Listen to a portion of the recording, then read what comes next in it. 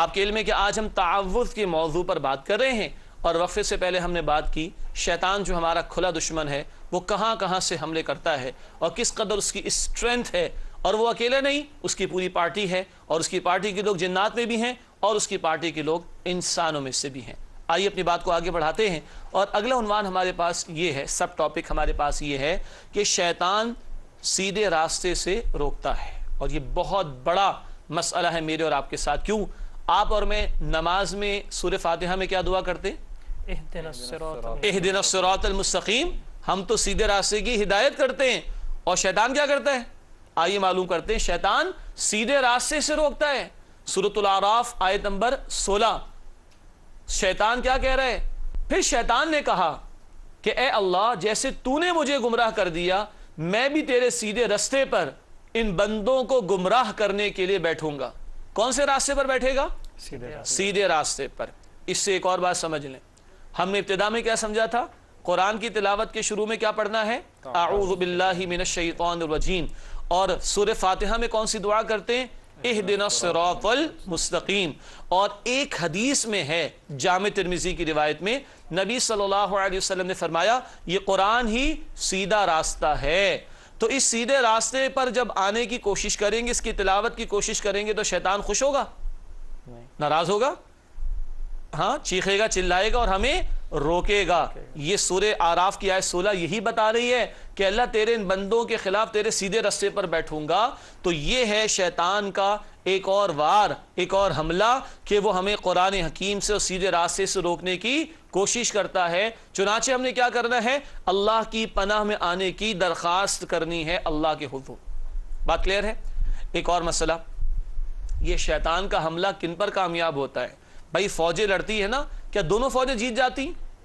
ایک جیتتی ہے، ایک ہارتی ہے۔ تو کسی کا حملہ کامیاب ہوتا ہے، کسی کا حملہ ناکام ہوتا ہے۔ تو یہ دیکھے لیتے ہیں کہ اس دشمن کا، شیطان جو ہمارا کھلا دشمن ہے، اس دشمن کا حملہ کن لوگوں پر کارگر ثابت ہوتا ہے۔ آئیے قرآن سے معلوم کرتے ہیں۔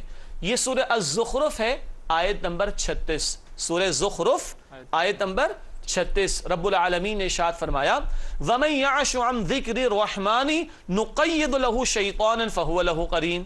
جو رحمان کے ذکر سے ہٹتا ہے اور جو کوئی اللہ رحمان کی یاد سے غفلت کرتا ہے، ہم اس پر ایک شیطان مقرر کر دیتے ہیں تو وہ اس کا ساتھی ہو جاتا ہے۔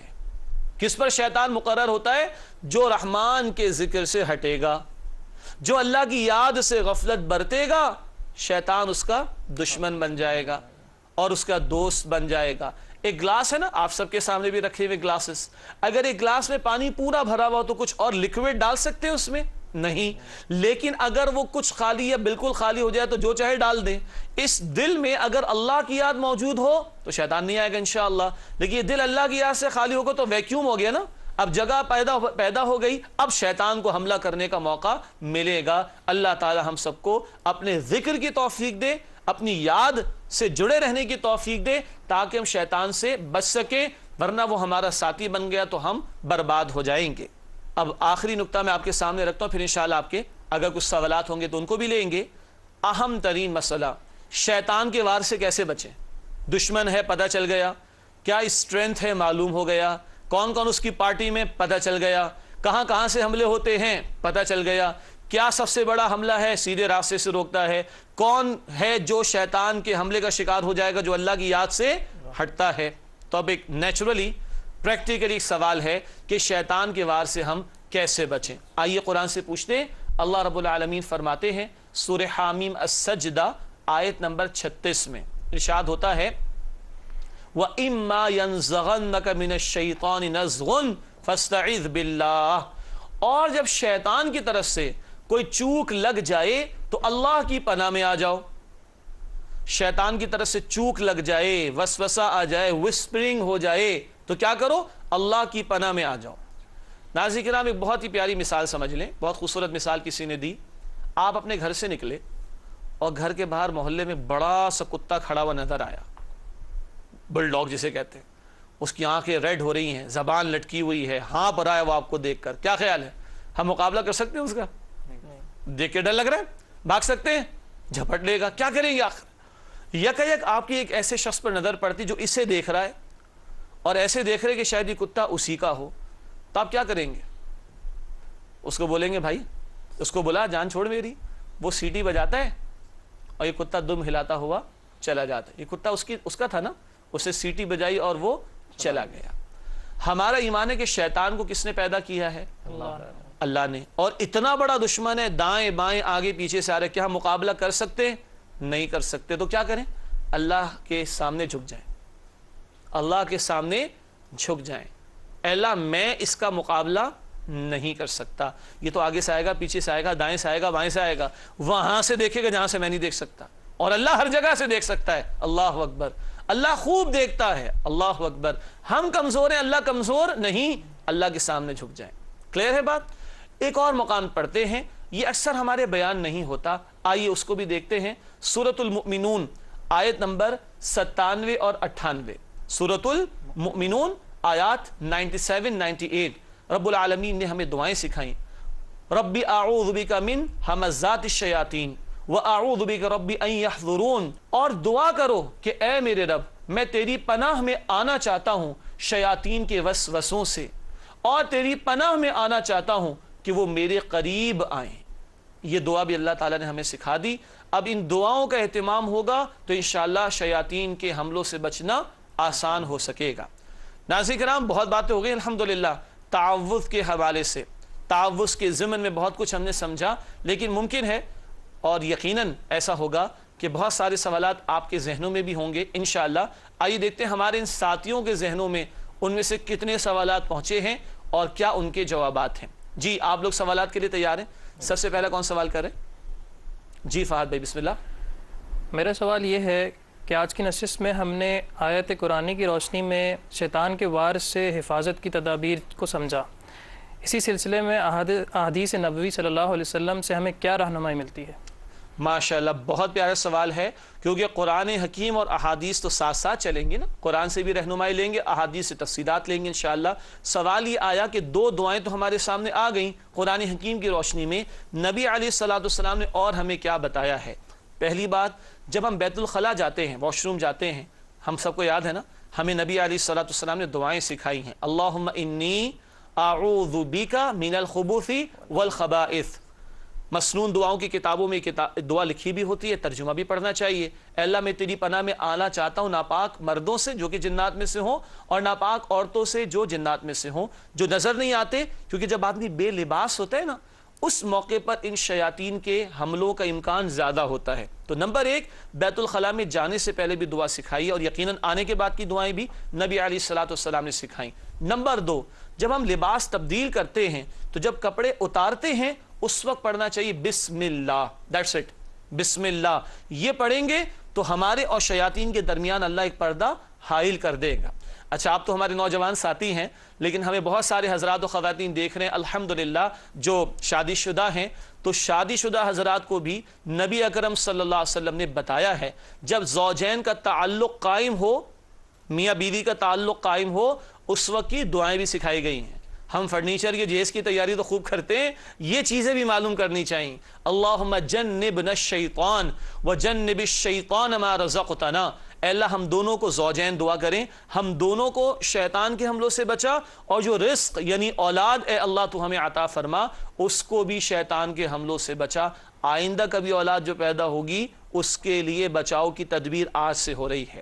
تین باتیں ہو گئیں، بیت الخلاء جانے سے پہلے دعا، اور لباس تبدیل کرتے ہوئے بسم اللہ، اور زوجین کے تعلق کے موقع کی دعائیں. اور آخری بات، نبی علیہ السلام نے ہر فرض نماز کے بعد بھی اور رات کو سوتے ہوئے بھی سورۃ الفلق اور سورۃ الناس کی تلاوت کی تلقین فرمائی شرور سے بچنے کے لیے. ٹھیک ہے فہد بھائی، اور کس کا سوال ہے ہمارے پاس؟ میرا سوال جی بسم اللہ. میرا سوال یہ ہے کہ شیطان نماز جیسی عبادت کے درمیان بھی آ جاتا ہے اور وسوسے ڈالتا ہے، تو نماز کے دوران اگر اس طرح سے شیطان وسوسے ڈالے تو اس وقت کیا کریں ہم؟ اللہ اکبر. ایسا ہوتا ہے؟ بالکل ہوتا ہے، بالکل ہوتا ہے. ناظرین کرام یہ تو مسئلہ بڑا ٹیڑھا آ گیا ہمارے سامنے، اور یہ تو کاظم بھائی نے دل کی بات کہہ دی ہے. کیا خیال ہے، ہم سب کے ساتھ ہوتا ہے کہ نہیں ہوتا؟ کیا خیال ہے، ہوتا ہے نا؟ آئیے 1400 برس پہلے چلتے ہیں. اللہ اکبر. صحابہ کی مجلس میں اللہ اکبر، اللہ کے رسول صلی اللہ علیہ وسلم تشریف فرما ہے، اللہ اکبر. اور صحابہ عرض کرتے ہیں یا رسول اللہ صلی اللہ علیہ وسلم ایسے ایسے خیالات آتے نماز میں ہم آپ کے سامنے بیان بھی نہیں کر سکتے. کیا بیان بھی نہیں کر سکتے. تو اللہ کے رسول فرماتے ہیں اچھا یہ تو ایمان کی علامت ہے. پھر صحابہ کرام پریشان، یا رسول اللہ یہ ایمان کی علامت کیسے؟ فرمایا دیکھو چور کہاں چوری کرے گا؟ جہاں کچھ مال ہوگا نا. بھائی معاف کیجئے گا، کنگلے اور غریب لوگوں کے گھر میں کوئی چوری کرتا ہے، کوئی ڈاکہ ڈالتا ہے؟ اب تو چوریاں پلانڈ ہوتی ہیں نا، ڈاکے پلانڈ ہوتے ہیں، کچھ ہوتا ہے تو چوری کرتے ہیں نا. شیطان کدھر آئے گا؟ جہاں ایمان کی دولت ہوگی وہیں تو آئے گا، وہیں تو اس کو دشمنی. جو تو کانسرٹ میں لگے ہوئے، رقص و سرور کی محفلوں میں لگے ہوئے، فلمیں ڈرامے ناچ گانوں میں لگے ہوئے، وہاں تھوڑی شیطان آئے گا. وہ تو ایک تھپکی دے کے نکل جائے گا، well done keep it up, لگے رہو لگے رہو. اس کو پریشانی کن سے؟ جو نماز کی طرف جاتے ہوں، جو اللہ کے ذکر کی طرف جاتے ہوں، جو قرآن کی طرف آتے ہوں، ان کو روکے گا. تو آ رہا ہے یہ کوئی بڑا مسئلہ نہیں. ہاں ہم اس کا مقابلہ کرنے کے لیے تیار ہیں کہ نہیں، اس کو سوچنے کی ضرورت ہے. اس پر قرآن کی آیات اور دعائیں بھی ہم نے سمجھی، اور نبی اکرم صلی اللہ علیہ وسلم کی بتائی ہوئی دعائیں بھی ہمارے سامنے آ گئی. جی فیض بھائی آپ کا بھی کوئی سوال ہے؟ جی ایک خیال ہے، وہ یہ کہ جیسا کہ ہم نے پڑھا کہ قرآن مجید کی تلاوت یہ خود ہی ایک بہت عظیم کام ہے، تو کیا اس سے قبل بھی تعوذ کا اہتمام؟ اللہ اکبر. یعنی کہ میں سمجھتا ہوں یہ بھی ہم سب کے دلوں میں سوال تو ہوگا، بھائی قرآن تو بڑا پیارا اور عظیم کلام ہے نا، صحیح، اور بہت پیارا کام ہم کر رہے ہیں. تو وہ کہتے ہیں نا شیطان تو کوئی برائی کی دعوت دینے آتا ہوگا تو وہاں اعوذ باللہ پڑھنی چاہیے. نہیں، ہم نے 2-3 مرتبہ سمجھا، بلکہ آج کی اس نشست میں بالکل شروع میں کیا سمجھا؟ سورۃ النحل آیت 98 کیا حکم ہے؟ جب قرآن کی تلاوت کرو تو اس کے شروع میں اعوذ باللہ پڑھ لو.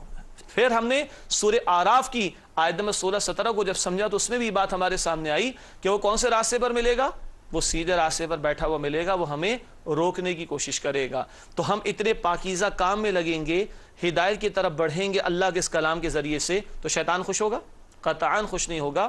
وہ تو سر پکڑ کر ناچنا شروع کر دے گا، اس کی تو مصیبت آگئی ہوگی گویا کہ، تو وہ زیادہ سے زیادہ ہم پر حملہ آور ہوگا. اس لیے ہم اپنے آپ کو اللہ کے سامنے جھکا دیں اور اللہ سے دعا کرتے ہیں اعوذ باللہ من الشیطان الرجیم، کہ ہم اللہ کی پناہ میں آنا چاہتے ہیں شیطان مردود سے. یہ ہے اصل بات کہ اللہ کے سامنے جھکیں گے تو یہ شیاطین کے حملوں سے بچیں گے اور قرآن کے ساتھ تعلق ہمارا انشاءاللہ تعالی بڑھتا رہے گا. آپ تمام ساتھیوں کا بہت شکریہ، امید آپ آئندہ بھی ہمارے ساتھ رہیں گے. ناظرین کرام، یہ آج ہماری دوسری پیشکش تھی بصیرت القرآن کے حوالے سے. دوسرا پروگرام آپ نے ملاحظہ فرمایا تعوذ کے موضوع پر. کل انشاءاللہ جی ہاں تسمیہ کے موضوع پر بات کریں گے. ہمارا اگلا پروگرام تسمیہ یعنی بسم اللہ الرحمن الرحیم کے حوالے سے ہوگا انشاءاللہ تعالی.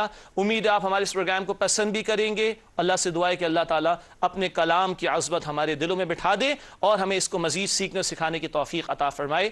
آمین یا رب العالمین. وآخر دعوانا ان الحمد للہ رب العالمین. والسلام علیکم ورحمۃ اللہ وبرکاتہ.